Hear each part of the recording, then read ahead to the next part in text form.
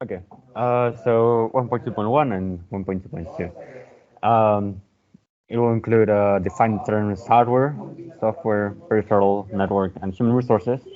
And 1.2.2 is describe the roles that a computer can take in a network world.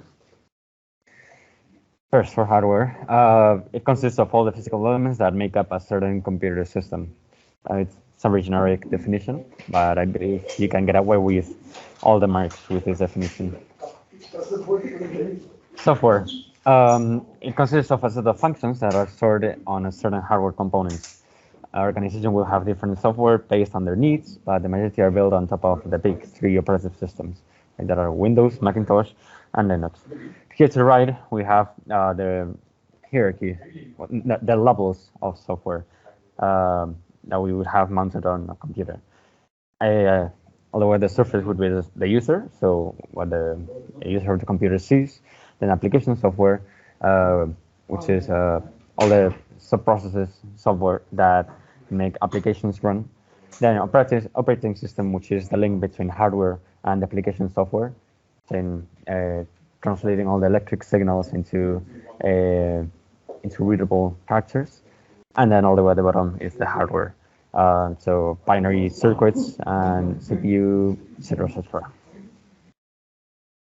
Peripheral is a device used to enter information and instructions into a computer for storage or processing and to deliver the processed data to a human or machine operator.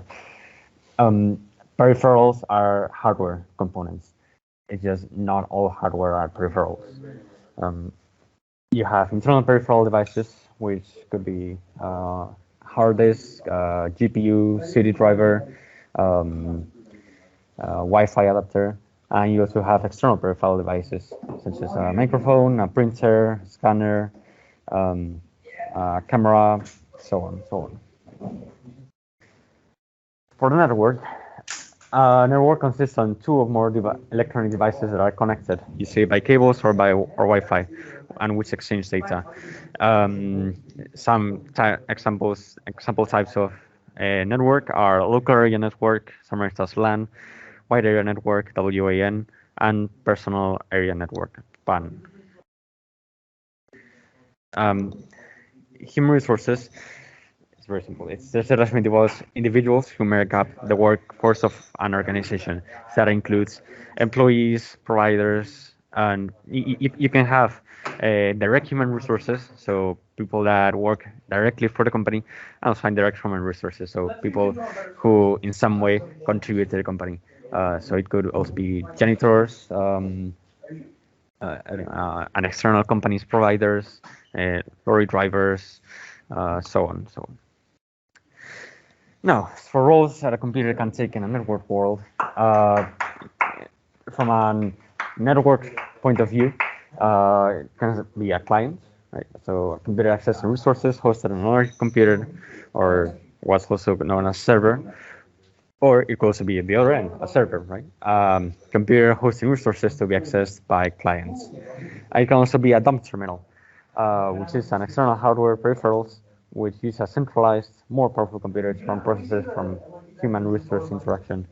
Basically, what this means is you can access a very big computer that through a hardware, through a screen and a keyboard terminal, um, in a humanly comprehensible manner, because maybe this big computer does not have a screen as a laptop could have.